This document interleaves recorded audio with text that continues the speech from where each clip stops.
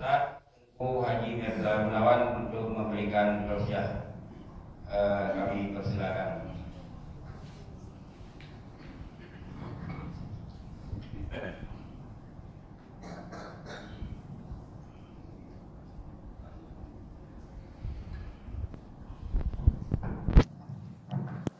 Assalamualaikum warahmatullahi wabarakatuh. Waalaikumsalam warahmatullahi wabarakatuh. Alhamdulillah. Alhamdulillahilladzi jama'ana fi salati subhi bi jama'ah. Wassalatu wassalamu ala Sayyidina Muhammadin sallallahu alaihi wasallam. Da'a li ummatihi fi bukuri waqtihi bi barakah wa ala alihi wa sahbihi istaqamu ala fi'lil ibadah. Amma ba'du. Dalam sebuah hadis riwayat Mu'adz bin Jabal, pada saat Rasulullah sallallahu alaihi wasallam diperintahkan oleh Allah untuk Isra dan Mi'raj, menjemput ibadah salat, maka Rasulullah naik ke langit yang pertama, berjumpa dengan para malaikat yang semuanya sedang melaksanakan ibadah, berzikir kepada Allah. Di langit yang kedua, Rasulullah berjumpa dengan para malaikat yang semua sedang ruku, tidak melakukan ibadah yang lainnya. Di langit yang ketiga, Rasulullah berjumpa dengan para malaikat yang sedang bersujud, dan mereka tidak mengangkat kepalanya kecuali pada saat Rasulullah mengucapkan salam, lalu malaikat tersebut melanjutkan sujudnya. Makanya kita disyariatkan untuk sujud 2 kali dalam satu rakaat. Di langit yang keempat, Rasulullah berjumpa dengan para malaikat yang sedang beribadat mengucapkan syahadat. Di langit yang kelima, berjumpa dengan para malaikat yang bertakbir. Di langit yang keenam dengan malaikat yang bertahlil.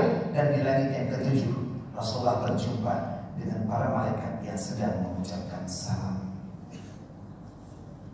Alhamdulillah, hari ini ketika azan berkumandang tadi pagi, kita semua yang hadir di sini memilih untuk bangun dan mewujudkan mimpi. Walaupun sebagian dari teman-teman kita ada yang masih tidur, melanjutkan mimpi. Gantungkan mimpi kita, gantungkan cita-cita kita setinggi langit. Karena walaupun lokasi lahir kita berbeda, akan tetapi mimpi kita haruslah berada di langit.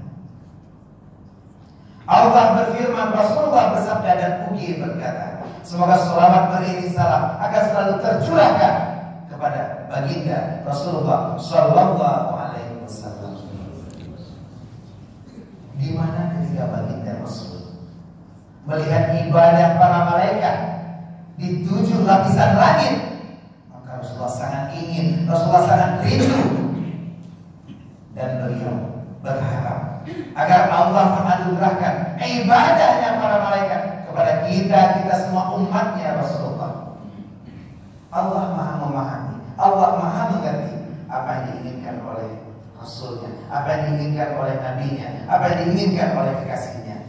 Maka Allah pun berfirman, man shalla khamsan falahu ajru ibadati malaikati fi sab'i samawat. Dan inilah yang kita lakukan hari ini. Kita lakukan ibadah para malaikat. Kita berkumpul di musala Al-Ikhlas. Kita lakukan sholat subuh berjamaah. Dan ini yang selalu dilakukan oleh keluarga Rasulullah, sahabatnya Rasul, tabi'in, ulama mutaqaddimin, ulama mutaakhirin, dan ulama yang muktabar. Kata-kata ikraman wa ta'ziman ulun tua kepada Al-Mukarram Tengku Muhammad Kawi Harun selaku imam usul dan juga imam dari malam salat ikhlas kita, Tengku Abdullah Adam, Tengku Muhammad yang tadi mempersilahkan saya. Alhamdulillah, luar biasa, terima kasih Pak Muhammad. Seterusnya kepada Teguh Muhammad Arsyadi yang mengundang saya, Teguh Suki, Pak Azhari, ini ada Pak Saifuddin, Guru Mansur, Pak Sarullah, dan mungkin seluruh jamaah Abu Abi Abiyat Teguh yang sudah hadir pada hari ini. Juga tak kalah para umi yang cantik cerita yang sudah hadir di belakang sana. Alhamdulillah, terima kasih juga kepada barisan anak-anak dan juga para pemuda yang hari ini kita lihat wajahnya sangat tampan dan rupawan. Ada yang ganteng seperti Al-Yado, ada juga yang wajahnya tampan seperti Al-Ghazali, tapi ada juga yang tampangnya Al-Lakadarnya. Yang penting sudah hadir ya, hadir memenuhi saf-saf jamaah. Kita doakan agar semua yang hadir pada hari ini Allah berikan umur yang berkah, harta yang berlimpah, rumah yang megah, mobil yang mewah, keluarga yang sakinah, mawaddah, warahmah. Apabila ada yang hari ini kekurangan rezeki, Allah tambahkan rezekinya. Apabila ada yang berhutang, Allah buat lupa orang yang menghutanginya. Ada? Teruslah sebagai semua ya. Alhamdulillah, luar biasa. Saya sangat bahagia melihat jamaah subuh yang luar biasa banyaknya pada hari ini. Jadi seperti diceritakan oleh Teguh Muhammad tadi, kita mulai pergerakan subuh ini pertama dari SFS, Syiar Muhibah Subuh. Seterusnya dilanjutkan dengan GPS, Gerakan Pemuda Subuh. Dan itu hanya berawal dari sebuah silaturahmi haji, arisan haji. Kita berkumpul dan melihat semangat daripada sahabat-sahabat kita yang sudah memulai ibadah Aceh saat itu. Ada Suling, ada BBC, Brotherhood Badminton Club, sebuah klub badminton, tapi bisa bersatu untuk melakukan sholat subuh berjamaah. Dan hari ini sudah bergerilya ke seluruh masjid, luar biasa. Dan inilah yang kita ketahui bersama. Ada banyak fadilah dalam sholat subuh berjamaah. Dan insya Allah dalam 15 menit ke depan akan kita coba bahas 3 fadilah dalam sholat subuh berjamaah yang kita singkat dengan BBC. Yang pertama B, berkah. Yang kedua B, yaitu bebas munafik. Dan yang ketiga C, cahaya. Kita akan coba ketiga ini dalam 15 menit ke depan. Ma'asyiral muslimin wa sunnatul mu'minin rahimakumullah. Yang pertama, berkah. Rasulullah sallallahu alaihi wasallam bersabda dalam sebuah hadis yang diriwayatkan oleh Imam Abu Dawud. Allahumma barik di ummati fi bukuriha. Ya Allah, berikanlah keberkahan pada umatku yang sholat subuh di pagi harinya. Dan inilah bukti dari keberkahan daripada makbulan doa Rasulullah. Orang yang selalu sholat subuh berjamaah, Allah berikan kemudahan dalam kehidupannya, keberkahan dalam rezekinya. Bahkan dalam suatu ibadah yang singkat sekalipun, Rasulullah berdoa, rakaat al-fajr khairun minad dunya wa ma fiha. Bahkan 2 rakaat fajar itu lebih baik, lebih bagus dari dunia dan apa yang ada di dalamnya. Luar biasa keberkahan yang Allah berikan pada sholat subuh berjamaah. Kenapa? Karena dalam sholat subuh berjamaah orang akan terlepas dari yang namanya riya. Dalam ilmu tasawuf kita belajar ada akhlak yang mazmumah, akhlak yang tercela, dan akhlak yang mahmudah atau akhlak yang terpuji. Riya salah satu sifat ingin dilihat, ingin pamer. Kadang-kadang kalau kita sholat maghrib, kita ingin dilihat berdua. Ada yang sholatnya nampak khusyuk, bahkan kadang-kadang baca ayat Bismillahirrahmanirrahim, Qul huwallah, situ bro. Kenapa? Karena ada mertua. Nah hari ini mungkin mertua kita sedang tidur, coba boleh dong ulangin. Tidak ada yang melihat kita terlepas dari yang namanya dia.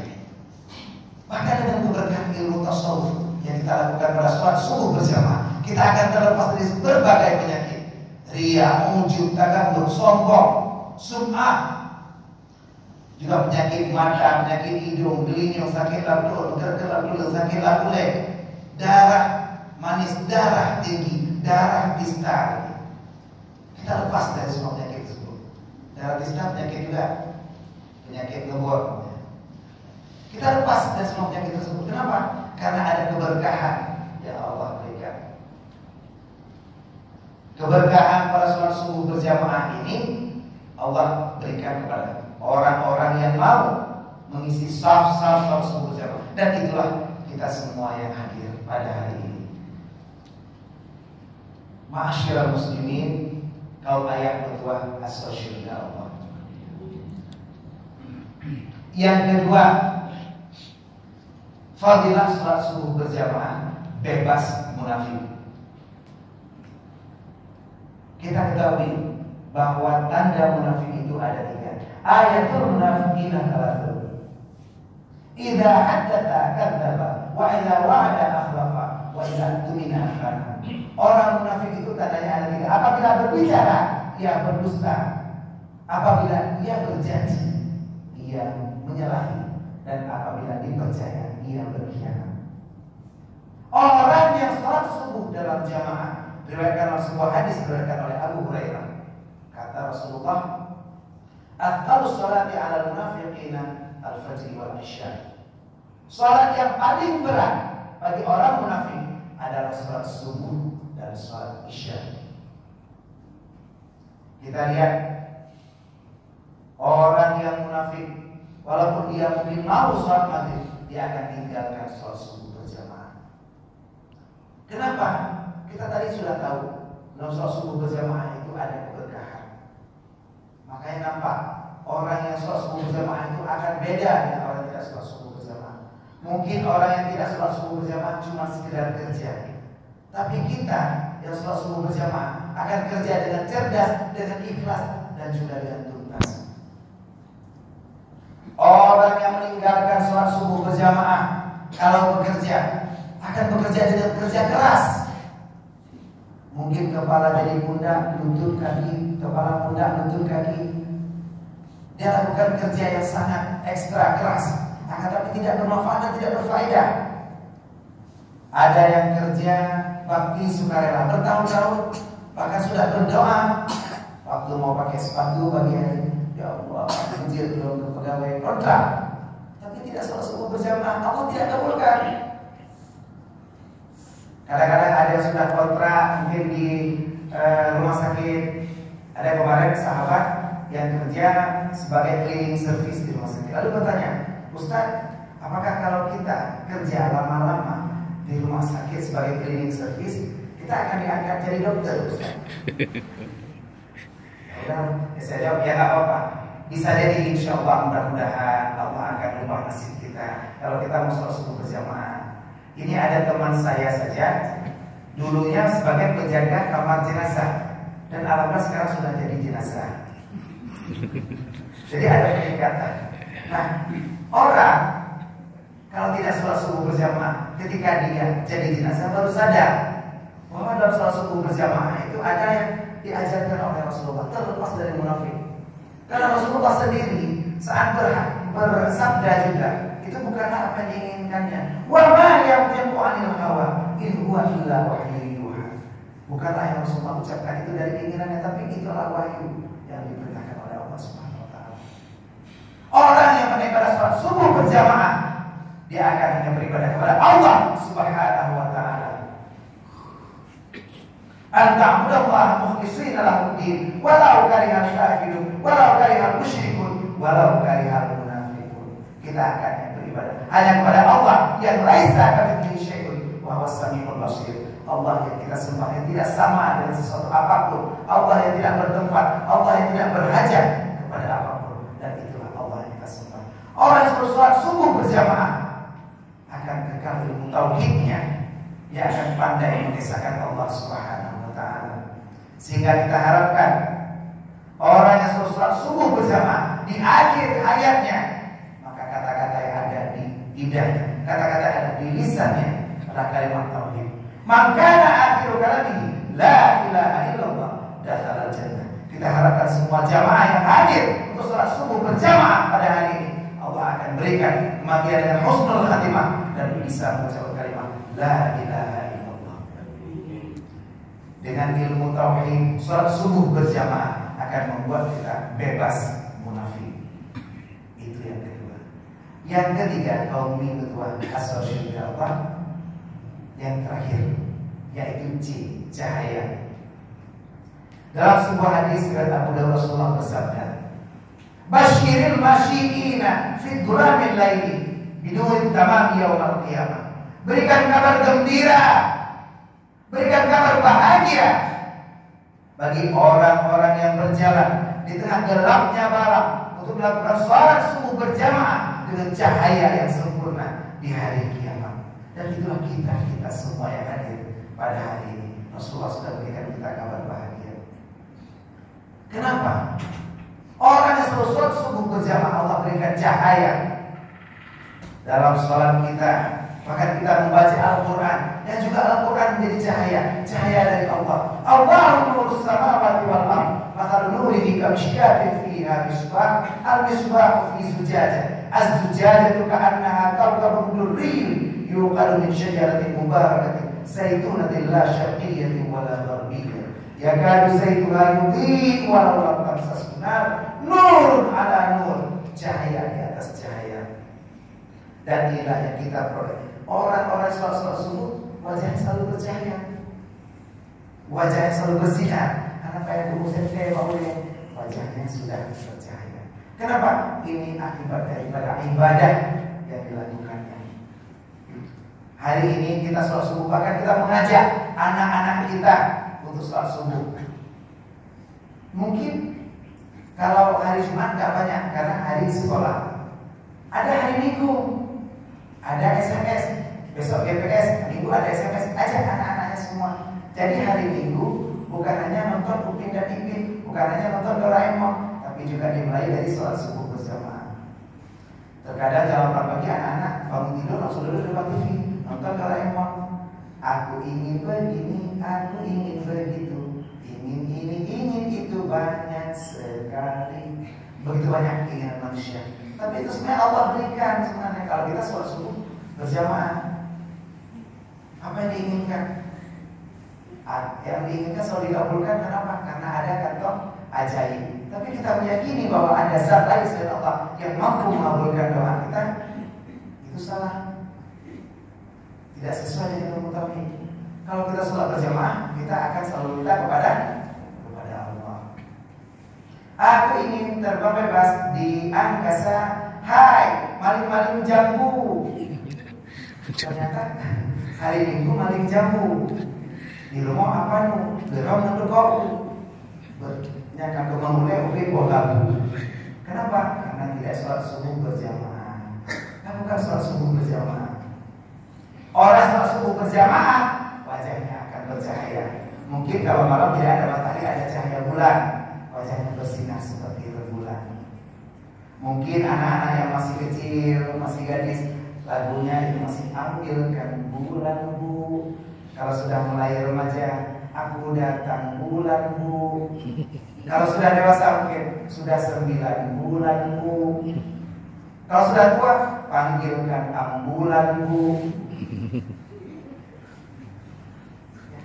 Saat kita sudah panggil ambulan, itu artinya kita sudah sakit. Dan sebelum kita sakit, gunakan kesempatan untuk selalu sholat subuh berjamaah. Tidak mesti di hari Jumat, lakukan di hari-hari lainnya. Di hari Sabtu kita ada DPS, di hari Minggu kita ada SMS, di hari Senin kita ada S3, di hari Selasa kita ada S2B, di hari Rabu kita ada SRS, di hari Jumat di tempat lainnya di masjid di Sulawesi juga ada SJB. Untuk kita sini silakan penuhkan mushola Al-Ikhlas. Jadikan ini basement kita, tempat berkumpul kita untuk belajar sholat yang benar yang diajarkan dalam ilmu fikih. Dari mulai berwudu, bagaimana kita mencuci tangan, mencuci muka, lalu mengusap kepala famsahu bi ru'usikum. Setelah itu kita cuci kaki, bagaimana kita berwudu dengan tata cara ilmu fikih, bagaimana kita sholat mulai takbiratul ihram, Allah, kadang-kadang anak rumit, Allah, lagi berkali kursi lagi. Kenapa? Anak rumit belajar ilmu fikih. Kita ngomong sujud, melakukan ibadah sesuai dengan ilmu fikih. Sholat subuh berjamaah kita pun Rasulullah ajarkan dalam ilmu fikih. Sallu kama ra'aitumuni usolli. Salatlah engkau seperti engkau melihat aku salat, kata Rasul. Bagaimana Rasulullah salat? Kata Sayyidatina Aisyah, Rasulullah salat sampai bengkak kakinya. Ustaz, kami ada juga yang bengkak kakinya dari tadi urut-urut kaki. Itu asam urat. Bukan bengkak seperti Rasulullah. Tapi gunakan selalu kesempatan untuk sholat beribadah. Sholat subuh berjamaah. Dengan ilmu fikih, sholat subuh berjamaah kita akan menghasilkan cahaya. Dan inilah dia 3 hal. Ilmu tasawuf membuat sholat subuh berjamaah kita menjadi berkah. Ilmu tauhid membuat sholat subuh berjamaah kita menjadi bebas munafik. Dan ilmu fikih membuat sholat subuh berjamaah kita menghasilkan cahaya.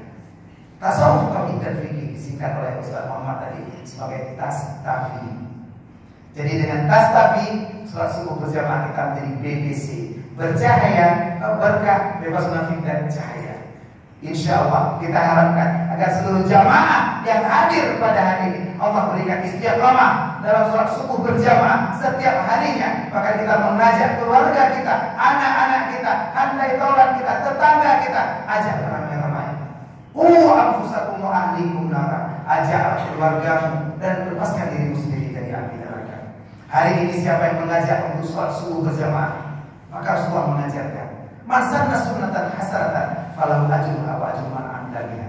Barang siapa yang melaksanakan suatu sunnah kebaikan, dia mengajak orang lain, maka baginya pahalanya dan pahala orang yang diajaknya. Wallahi, demi Allah, satu orang saja yang mendapatkan hidayah karena kita ajak, itu lebih bagus daripada gunung emas yang Allah berikan. Man dalla ala khairin falahu mithlu ajri fa'ili. Barang siapa yang menunjuki atas satu kebaikan, urutnya merupakan orang lain untuk ayo sholat subuh berjamaah. Walaupun dia ingin sendiri untuk sholat subuh berjamaah, maka bagi anda sudah dapat pahalanya. Lakukan, syiarkan, ajak agar semua orang gemar untuk sholat subuh berjamaah yang insya Allah mempunyai banyak fadilah. Di antaranya yaitu berkah, bebas munafik dan cahaya. Insya Allah semoga kajian singkat kita ini akan memberi manfaat kepada Ustaz sendiri dan kepada jamaah pada umumnya. Ikan sempat berenang di air tawar, mungkin agak cepat karena Ustaz juga sudah mulai lepas. Mohon maaf apabila ada kata-kata Ustaz ada yang kasar, karena juga Ustaz makhluk kasar. Yang mungkin Bapak Ibu lebih halus karena makhluk. Ya. Assalamualaikum warahmatullahi wabarakatuh. Waalaikumsalam.